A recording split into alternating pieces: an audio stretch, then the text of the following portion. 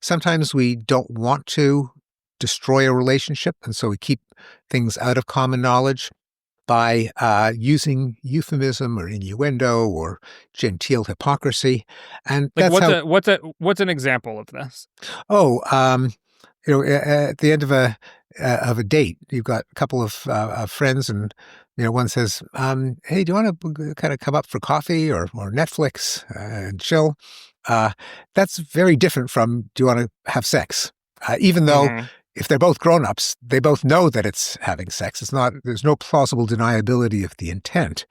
But, she could think, well, maybe he thinks I'm naive and I don't get it. And he could think, maybe she thinks I'm dense and I don't know that she knows. So there's a denial of common knowledge, which would allow them, if the overture is not reciprocated, to going back to being platonic friends.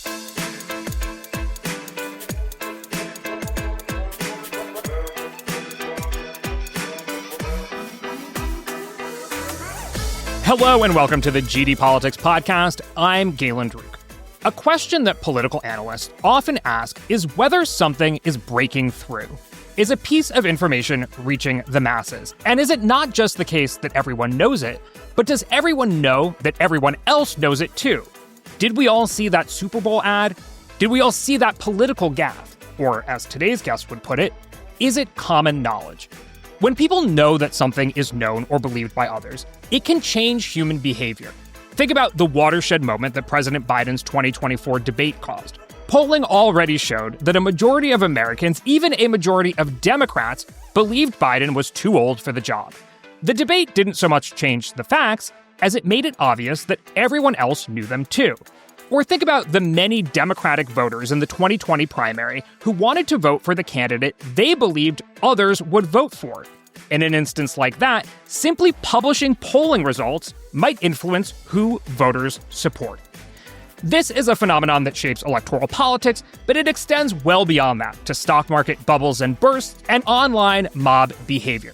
Here with me to talk about it today is Steven Pinker. He's a psychology professor at Harvard University and the author of many, many books. His latest is When Everyone Knows That Everyone Knows: Common Knowledge and the Mysteries of Money, Power, and Everyday Life. Welcome to the podcast. Thank you.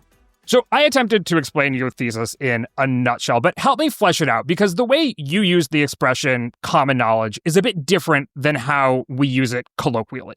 Yes, I took the usage from the academic literature, in which common knowledge is a term that's been co-opted from everyday conversation with a slightly different meaning, because in ordinary conversation, we talk about common knowledge. We refer to something that everyone knows, sometimes an open secret, like it's common knowledge around here that the police can be bribed. But in the technical sense, common knowledge refers not to something that everyone knows, but to something that everyone knows, and everyone knows that, and so on ad infinitum. So I know something, you know it, I know that you know it, you know that I know it, I know that you know that I know it, and so on. And the reason that it's significant is that common knowledge is necessary for coordination, for two people to be on the same page and make complementary choices that only work if both of them make it. Yeah, I mean, we talk about public opinion data plenty on this podcast, and I imagine that people tune in part because they want to know what everyone else knows or believes. That in turn might shape political behavior. But deeper than that, you make the case that this kind of coordination is fundamental to human flourishing. How so? Well, because a lot of human life consists of coordination, of more than one person doing something that is in everyone's interests, and that has to be cemented by common knowledge, the generation or the suppression of common knowledge drives a lot of human interactions. So let me just be a little more concrete as to what I mean by how common knowledge is necessary for coordination. So a simple example is a rendezvous. You and a friend wanted to get together for coffee, could go to any of a number of cafes. You don't really care all that much as long as you end up at the same cafe. And to do that, it isn't enough to know that you have a preference for Starbucks, and therefore I'm going to go to Starbucks. You might know that I have a slight preference for Pete's, so you might go to Pete's. Then I might remember, oh, well, he knows that I like to go to Starbucks, so he'll change his mind and go to Starbucks after all. And then if you think that, then you'll go to Pete's. And that can be iterated any number of times, and we have no guarantee of ending up at the same place. Each has to know that the other one knows that the other one knows that the other one knows. Now, of course, we don't literally think through an unlimited chain of I know that she knows that I know that she knows that I know that she knows. We can achieve common knowledge at a stroke when there is some message that is public or salient or self-evident or out there. If I hear something at the same time that I know that you're hearing it, and vice versa, that is enough to give us the state of common knowledge. We could then think through as many I knows that she knows as we care to, but the intuition can be granted instantly. One of the ways we do that is with language. That's, I think, why we evolved language. It's an excellent common knowledge generator. But other things that are sensed to be public, blatant, conspicuous in your face, all of those can generate common knowledge. Conversely, we often try to keep things out of common knowledge with an elephant in the room, which everyone pretends not to notice. And that's where we get into the whole world of genteel hypocrisy, euphemism, innuendo, politeness, beating around the bush, and related phenomena. We're going to dig into this quite a bit, but my sense is that people listening to your example of, where are we going to meet for coffee? Well, it's obvious. We're just going to text each other and then we're going to know. The signal there being that the tools of mass communication that we have developed make this all much more speedy and much more easy. And so we have many more things today that are common knowledge than would have been the case in the past. Is that right? Well, yes, our networks of common knowledge can be much wider, including nationwide or global. By the way, even in the case of texting, it's not as secure as a real-time conversation because you always have to worry, did the other person get my text? And if they write back and they say, I got your text, but the reception here is really crummy, can you let me know whether you got my text, that I got your text? That can continue indefinitely. Now, at some point, people just take their chances. Like no need to reply, but a real-time conversation in which you know that the other person received it and vice versa is all the more effective. But yes, so broadcast media, especially in the old days of just 3 commercial networks, generated a pool of common knowledge that was almost nationwide. When you were watching Walter Cronkite or Johnny Carson or 60 Minutes, you had a good idea that everyone else was watching him at the same time, and everyone knew that. That's harder to do when you've got fractionation, first from cable news networks like Fox or AM talk radio, and then even more so when it comes to social media, where the feeds are delivered in a unique feed determined by an algorithm, and you don't literally know who else is seeing what you're seeing, although there can be a perception that what you're seeing is being seen by everyone else, especially if it is listed in the trending column next to the feed. And I imagine that's how we get echo chambers, when you feel like the information environment that you're living in is everyone else's information environment, but in fact, it's just people like you. Exactly right. And there's that illusion that social media generates that what you're seeing is common knowledge, or at least common knowledge, by the way, I should just sort of step back and mention, it's always specific to some network of information sharing. So it can be as small as 2 people, or it can be as large as the entire world.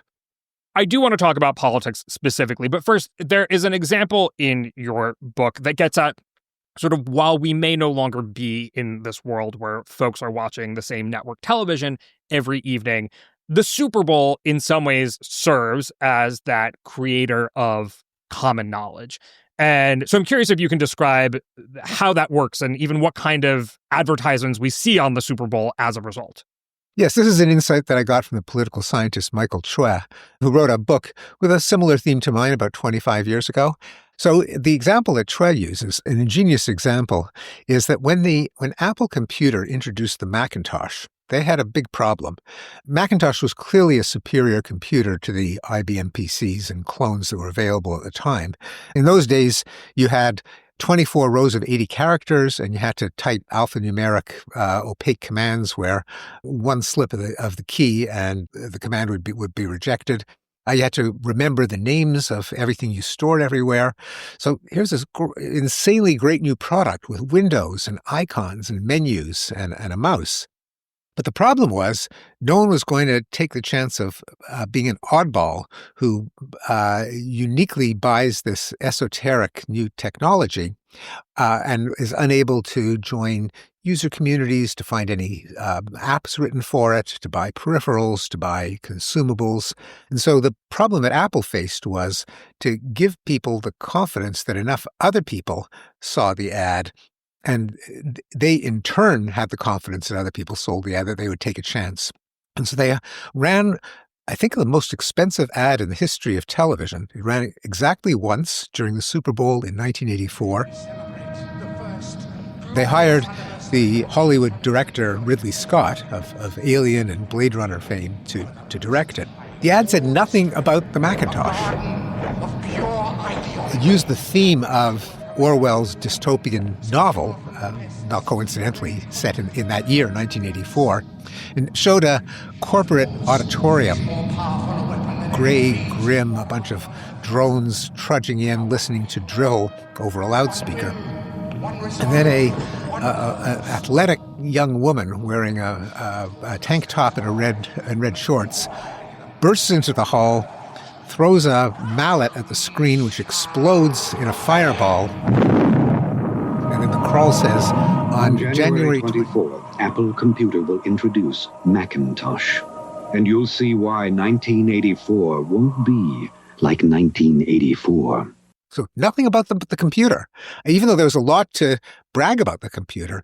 But that wasn't the point of the ad. The point of the ad was you were watching, you know, everyone else was watching, you could take a chance at this new technology. And what Shresh showed is that advertisers of certain products were willing to pay more per eyeball. That is, it wasn't the sheer size of the audience, but the knowledge that everyone is watching the Super Bowl that made advertising uniquely worthwhile. So this included products like the Macintosh that depended on network effects, like the Discover credit card, a better credit card than MasterCard or Visa of the day.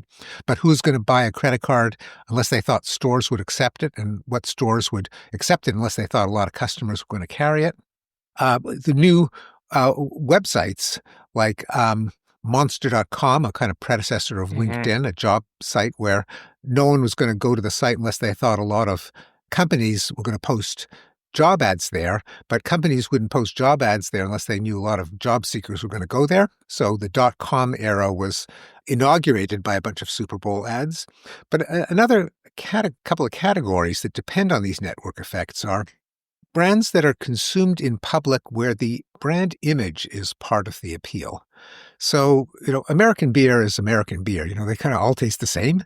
But to some drinkers, it just matters whether they're a Bud drinker or a Coors drinker for whatever reason. And so those are advertised on the Super Bowl. Sneakers, are you a Nike wearer or an Adidas wearer? So that's another category where advertisers are willing to pay more per eyeball to be on the Super Bowl.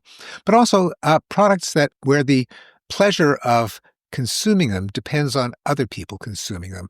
Movies, bestsellers, where you talk about them around the water cooler. It's important to know that other people are seeing the movie when you make the decision as to whether you're going to see the movie. Those are also advertised on the Super Bowl. More recently, cryptocurrency dominated this 2 Super Bowls ago with high concept ads featuring Matt Damon and Larry David, which again said nothing about the product, not what, you can buy, drugs or weapons. The government can't confiscate your crypto. It said none of that.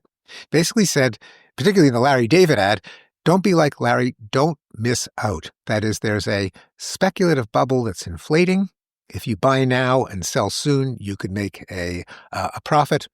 And you knew when you were watching that ad, other people were watching that ad, inflating the bubble, and that's what was the incentive for going all in at that moment. So in some ways, the Super Bowl serves as one big coordination event for the United States and perhaps the globe. We're speaking at a moment when political and diplomatic coordination games are very much in the spotlight. And I'm thinking in particular here about the Israel-Hamas ceasefire and the government shutdown, which get at 2 quite different situations, but still, I'm curious how this framework applies to each. Can we talk a little bit about how common knowledge or public knowledge versus private knowledge plays a role in, say, diplomacy like the Israel-Hamas ceasefire deal? Well, in any kind of bargaining situation or negotiation, if they're at the bargaining table to begin with, there's a range of possible solutions that are in both of their interests, but that is compared to walking away and the negotiations breaking down. But one party wants it to be as far in its favor as it can, the other party as far as in its favor as it can. A simpler example would be, say, haggling over the price of a car, where there's only one dimension, one degree of freedom, and that is the price. So that kind of simplifies things compared to a multidimensional situation like the Middle East. And so the question is, how are they going to get to yes and arrive at a point, given that there's nothing in any price in that range where the dealer makes a profit, the seller would rather have the car than the money?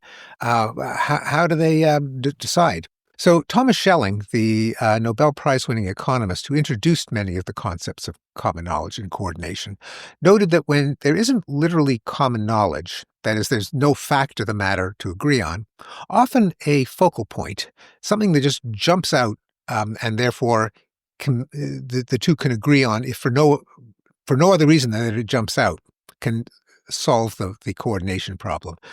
Sometimes called common salience or a focal point, sometimes even a Schelling point in Schelling's honor. So in the case of, say, a couple who separated, going back to the rendezvous problem, and this is before there were cell phones, so how do they meet up? Schelling suggests they might go to the clock in Grand Central Station at noon, even though it wasn't particularly close to where they'd been separated, simply because each one can guess that it would occur to the other, because the other person would guess it would occur to them. So in a negotiation, often anything that pops out can solve the conundrum of which of the many solutions will we alight on. So in a negotiation, sometimes the buyer and seller will agree to split the difference, not because that's a fair price or a just price, but just because, you have to come up with some price. Why not that one? Or settle on a round number. Schelling says if the salesman announces that his rock bottom price for the car is $30,007.52, he's pretty much pleading to be relieved of $7.52 because the round number is the focal point. So in international negotiations, often it depends on finding some focal point.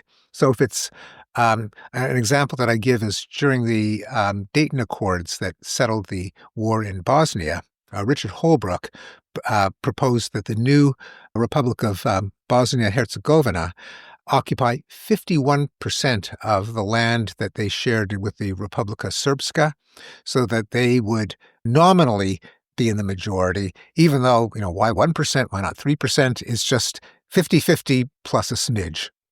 Now, another way that a negotiation can be resolved, given that it is a coordination dilemma in the sense that there are numerous potential solutions, and the problem is which one do you arrive at, is if one of the parties is constrained, sacrifices their freedom of choice, they can force the other to accede. So if the salesman, going back to the simpler case of a negotiating over the price of a car, if he says, sorry, your offer is reasonable, but I got this hard ass manager. He just won't let me sell it to you for that much. He won't let me go below such, and so that's my final offer. Now, then the buyer could say, well, I agree it's a fair price, but the bank won't lend me any more than such and such an amount. So that's as high as I can go. Whoever credibly commits first can sometimes have the advantage. The problem, of course, is if both credibly commit to different values at the same time. Anyway, there are a lot of other ways of solving the conundrum of a negotiation. It's a quintessential coordination dilemma in that there are multiple possible equilibria, and nothing in the payoffs determines which equilibrium you'll arrive at. It's a matter of common knowledge. I will stand my ground because I know the other one will give in. I will give in because I know the other one will stand his ground. How do you get to one of those points? One example of common knowledge that you describe in the book is during a game of chicken, when one party locks the wheel and puts a cinder block on the gas pedal and makes it known to the other party who's driving directly at them that they've done that. It's like the madman effect, where you restrict your own options, which is keep driving the car. You broadcast, all right, I'm crazy. I've done it. I've locked the wheel and I've put a cinder block on the gas. And you describe this as a negotiating tactic of folks like, Kim Jong-un, but also Donald Trump himself, in that being, I guess, mercurial, unpredictable, a bit of a madman, and creating that common knowledge has a value in how people coordinate with you. I think, maybe we're talking about an example where there may be some positive payoff for that, the Israel-Hamas ceasefire. Is there negative payoff for that as well? Oh, you bet. And the idea of, by the way, this idea of a paradoxical tactic goes back to Schelling back in 1960, for which, among other accomplishments, he won a Nobel Prize. But there are two disadvantages to a madman strategy. One is if the other guy tries it at the same time, then, of course, it leads to disaster. If both kids put cinder blocks on the gas pedals at the same time, then they will die in a fiery crash.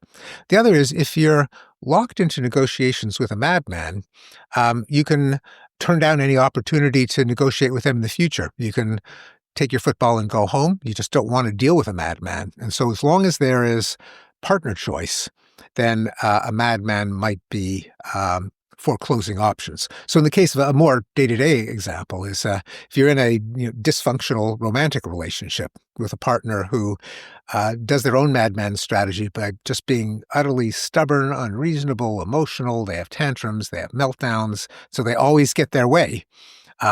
Well, one solution is be that way yourself, and you have a marriage of constant bickering. But the other is you walk out, you dump the person because you just don't want to live that way. Now, in the case, of course, that's why a madman strategy is more effective in a case where there's no option to walk out, such as, say, two neighboring countries who share a border. I want to switch to talking about the shutdown, which is the other maybe coordination game on people's mind when it comes to politics right now. You'll hear plenty of folks argue that the advent of C-SPAN and the 24-hour news cycle and social media have actually made it difficult for lawmakers to negotiate. In decades past, lawmakers could essentially negotiate out of the limelight, come to agreements without immense public scrutiny. But now that the sausage making is very much out in public, it's changed lawmakers' incentives to, say, prioritize being seen by one's own voters as a fighter as opposed to coming to some sort of bipartisan agreement. I mean, do you think that is an example of maybe the deleterious effect of common knowledge? Oh, absolutely.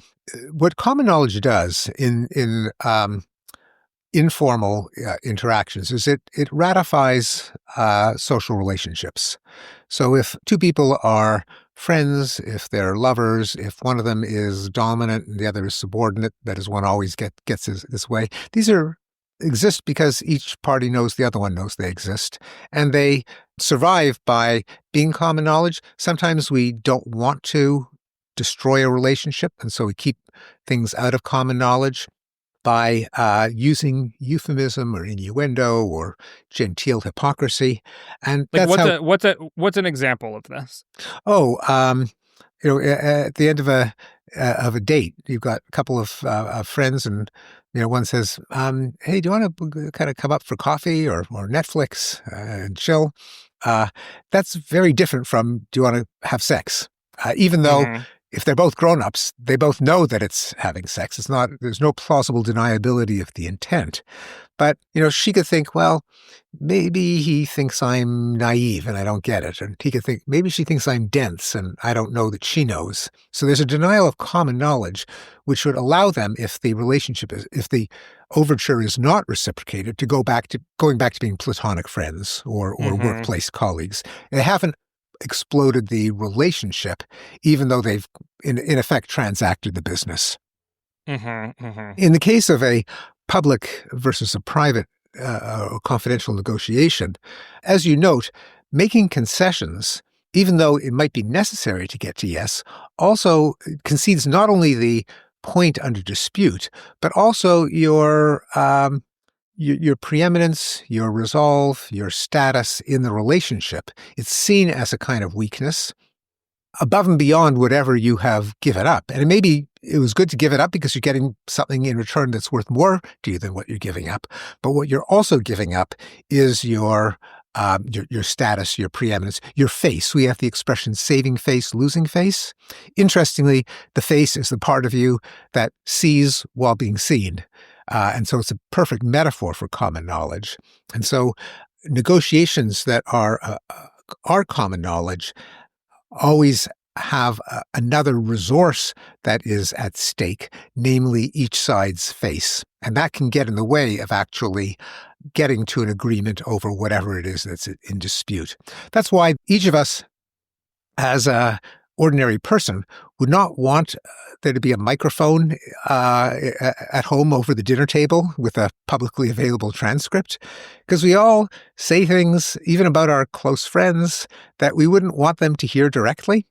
And so it is in government. There's the conflicting values of enough transparency so that the government is acting in the interests of the population, but not so much transparency that they can't ever negotiate something without having to constantly worry about gaining face or losing face. Taking this into the realm of electoral politics, I mentioned in the intro, voters who are motivated to vote for somebody who they think other people will vote for too. Now, when you asked Americans, and we talked about this polling a lot, what's your priority? Is it somebody who other voters will vote for? Is it somebody who, you agree with all of their policy positions? Not everyone fell into the category of, I want to vote for the person that everyone else will vote for. What distinguishes somebody who is sort of playing that coordination game of, I'm going to bandwagon in support of a politician versus I just care about my policy priorities and I don't want to play this coordination game? You could speculate that people who are more agreeable in the sense that they want other people to like them are perhaps more neurotic. They're afraid of other people scorning them, might be more likely to be bandwagon voters, but that's just a sheer speculation. Our system, especially the first past the post electoral mechanism, does force people to strategize and not necessarily vote for their preference, but to take into account what other voters are doing to kind of hide their preferences. A lot of people don't care about determining who comes in at sixth place instead of seventh place. They want to feel that they've helped to determine the winner. And so they're going to be looking at who's likely to be in first or second place. Now, of course, if everyone's playing that game, if everyone is trying to outguess the other voters, as with any other focal point, some perhaps minor trivial event, if it is public, can create a positive feedback loop, a runaway spiral, and determine the outcome of the race. I mean, the whole system of party primaries, beginning in New Hampshire and with the Iowa caucuses, is designed to maximize that. New Hampshire is not a sample of the American population by any means, but by coming first, an advantage, of course, they jealously guard, it means that people pay a lot of attention to it simply because whoever wins in New Hampshire has a presumptive lead, which could then snowball. It's sometimes called momentum in primary politics. Yeah, I mean, I think a lot of campaign politics are about creating that sense of momentum, releasing polling that shows that your candidate is in the lead, making sure that that everyone else sort of views this person positively, or you believe that everybody else views this person positively as well. And so in reading your book, I was like, oh, this kind of explains how much of campaign politics work. Well, often avoiding the gaffe, where sometimes some trivial misstep, if it generates the expectation that has reduced the chances of the candidate by some small amount, that itself can snowball and doom the candidate as everyone concludes that no one else is going to support the candidate. My favorite example was from, I think it was the 2004 electoral Howard season. Dean? The scream. It was 2 a.m. He was exhausted. It was it sounded kind of lame and out of control. But for some reason, everyone knew Dean's candidacy was doomed because he gave a victory scream. What that had to do with fitness to be president is unclear. But what it did have to do with, it was a self-fulfilling prediction that voters were going to bail. Well, I'm curious, though, in today's political environment, how much that's changed, because it seems increasingly that politicians can get away with gaffes and scandals that we would have once thought to be, career ending. And is it just this idea that we have internalized the LOL nothing matters mindset, and that everyone knows that everyone else doesn't care, or everyone believes that everyone else doesn't care, and therefore it no longer matters? I think we might be able to even have the same conversation about the ebbs and flows of cancel culture and like what was cancelable 5 years ago versus today and how that's changed. Is that also part of the common knowledge framework? Yes, because a norm, that is, you just don't do that. It isn't enforced by the police. There's no law against it, but it exists because everyone assumes that it exists. Respectable people don't do that. Well, why not? Because everyone knows respectable people don't do that, which means that they are fragile to unraveling if they are flouted in a public forum and not punished also in a public forum. So the whole phenomenon of social media shaming mobs and cancel culture comes when people want to prop up a norm by ensuring that anyone who flouts it in public is punished in public, something that social media makes it very easy to do. You can easily pile on. And when it has real consequences, such as a dean or a company president having received 700 or seen 700 tweets all denouncing this employee, and not taking into account just how huge social media are. 700 actually isn't very many, but it can certainly feel like a lot when you're reading them one by one, then capitulates and fires the employee, which means that the punishment is not just the mobbing and the shaming. The guy loses his job. And that not only can reinforce a norm, but it can entrench a norm that may not even have existed before, such as making a joke about race or sex, or even even saying something that might be common sense, but that if it can get you canceled, people will not say it. Like, it's not outrageous to wonder whether people who are born male should be allowed to compete in women's sports. That's, it's really not an outrageous suggestion that maybe we should think twice about that. But because so many people have lost their jobs and their reputations and their friends for being piled on in social media in order to protect a supposed norm against transphobia, that the norm can be further entrenched. Now, conversely, if someone gets away with flouting a norm, there are no consequences, then the norm may cease to exist. And one of the remarkable things about the career of Donald Trump is that a lot of norms that were considered to be sacrosanct, that if you were to flout them, your career would be over. What he showed was your career wouldn't be over. The norms against insulting a war hero, insulting a family of a fallen soldier, insulting a woman's appearance to her face, blatant bragging, blatant lying, insulting one's predecessor in office while negotiating with a foreign power. You just didn't do those things until someone did. And he was not removed from office, and he was reelected. And so the prediction is that the norm no longer existing would then open the floodgates to others further breaching what used to be a norm. And so you see things like Elon Musk, who boasts, insults, lies, spreads ridiculous conspiracy theories, something that would have been career-ending for a CEO not so long ago. But once the norm is known no longer to exist because it hasn't been enforced in the arena of common knowledge, it's no longer a norm. Now, this doesn't mean that the norm is doomed forever. It could be certain circles within which the norm may be flouted, but a larger universe in which it still holds as a norm. That is, there could be some compartmentalization. There could be some norms can be reinstated, but I think it's probably harder to establish a norm than it is to tear it down. And in some ways, winning an election becomes that focal point or that message that creates the public knowledge of, okay, everyone else seems to be okay with this. And you could almost feel the culture change around particular moments when there is that, it becomes common knowledge that this isn't career ending or something like that. I think you have in past books come off as pretty optimistic about the current state of affairs nationally, globally.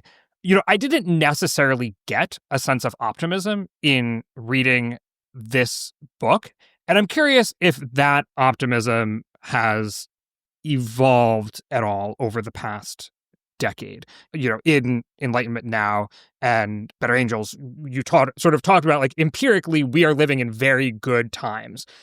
Has the underlying data changed, or has the trend changed? Well, I think you just put your finger on it, because actually these were not books on optimism.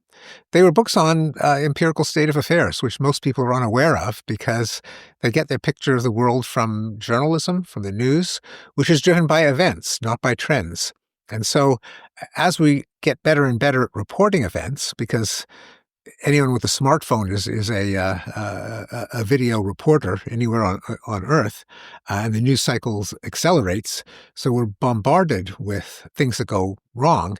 The things that go right are either things that don't happen, like a city that's not attacked by terrorists, or a part of the world that doesn't have a war, or things that build up a few percentage points a year, which can compound and pretty soon change the world, but no one notices it because nothing ever happened on a particular Thursday in October.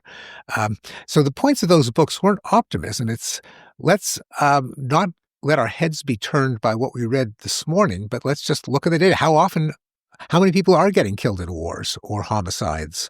How many democracies are there? How many people are there in poverty? How many kids die in childhood or mothers die in childbirth? And when you look at those objective indicators of human well-being, you see that we really have made progress, not as some sort of mystical or Pollyannish, Panglossian attitude, but just as a matter of raw fact. And so as to what that means is that with that mindset, your assessment of the state of the world isn't, oh, damn, I can't be an optimist anymore, or, oh, hooray, I can go back to being an optimist. It's, what's been going on? And sometimes things do get worse. None of the curves of human improvement are monotonic. They all show dips and sometimes sickening lurches. And progress doesn't just happen. When it happens, it's that people recognize problems, they try to solve them, but solutions create new problems, and there's always the possibility of things going into reverse. In the case of the current moment, depends on what you focus on. When it comes to, say, the pushing back against illiteracy, extreme poverty, access to clean water, access to electricity, education, girls' education. The world is still making progress. It suffered something of a dip during COVID, but it has resumed, and we're better than ever. Violent crime globally, even suicide globally, although there are some exceptions in certain demographics, but that's a kind of progress that is quite wide-ranging. In other things, there's been a kind of a drooping or a dip. We're below the history's maximum. Democracy is one of them, where the world is a little less democratic than it was 20 years ago. Women's rights, after having a huge increase, has gone down a bit, as according to our best assessments. We're still way better off than we were in any time in history before. So we've shaved off some progress. Does that mean that the progress will be undone and that history is cyclical? We'll go back to where we were in 1900? Probably not. Does it mean it's just a blip and we'll pretty soon recover? We just don't know. I'm curious how your common knowledge framework plays into all of this. The way that common knowledge has evolved and how media has changed our ability to know what everybody else knows or feel like we know what everybody else knows. Is it cause for optimism? Is it cause for pessimism? Like, how do you apply the framework in this book to human life today? Yeah. So It's not a question that I could easily answer. It's like, is the law of gravity a cause for optimism or pessimism? It's the law of gravity. We have to deal with it. We can make it work. It can, people can fall. Likewise, the dynamics of common knowledge, of what they make possible when it enhances human coordination, when it gets in the way of human coordination. What I try to do is lay out the kind of the laws, the basic processes, the toolkit for understanding these phenomena. And I guess I'm not prepared to say, that common knowledge is getting better or worse any more than the law of gravity is getting better or worse. It's kind of a set of constraints on knowledge and coordination that are always there. They're the rules of the game that we play, and in particular circumstances, they will play out in different ways. Well, I guess let me ask it in a more specific way then. I think there's a lot of anxiety right now about phones and social media. I think increasingly we're seeing phones banned in schools, more restrictions on social media, particularly for children. And we're sort of years into this idea now that social media is the next sort of cigarettes, next smoking, and that we're all going to eventually realize that this was a very bad path that we have gone down. And, one of the roles of these things is how it shapes our perception of common knowledge and how it actually shapes common knowledge. Would you agree with the social media and screen skeptics of today?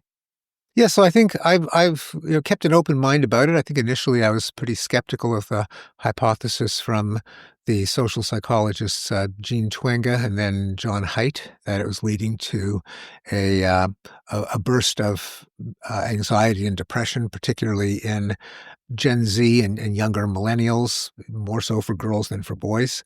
That is, the phenomenon of decline in mental health is real, is the cause social media. But to their credit, they have been open to criticism. They have looked at evidence. They have sought additional evidence. And I think the evidence is getting better that social media use certainly is associated and may cause declines in mental health. I mean, you shouldn't use your own experience as a source of credence of a hypothesis.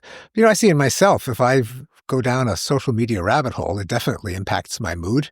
And I'm, a fancy schmancy, Harvard professor. I've got a lot of kind of capital of self-confidence where if someone says something nasty to me about me, I can blow it off. If I was, 14-year-old girl and my entire life was the social media universe that I lived in, other people gossiping, making bitchy comments about my appearance, that could be devastating. So there's a plausible route to which that could happen, together with, and Haidt points this out, if you're on social media, and we know that kids spend an awful lot of hours every day on it, there are a lot of things you're not doing. You're not hanging out with other peers face to face. You're not getting exercise. You're not experiencing nature or the life of a city. So it's not implausible. The data seem to be leaning that way, so I'm open to it. All right. Well, we're going to leave things there for today. Thank you so much for joining me. Thanks for having me. My name is Galen Druk. Remember to become a subscriber to this podcast at gdpolitics.com and wherever you get your podcasts. Paid subscribers get about twice the number of episodes and access to the videos for the podcast. You can also join our paid subscriber chat and pass along questions for us to discuss on the show. Most importantly, you ensure that we keep making this podcast. Also, be a friend of the pod and give us a 5-star rating wherever you listen to podcasts. Maybe even tell a friend about us. Thanks for listening, and we will see you soon.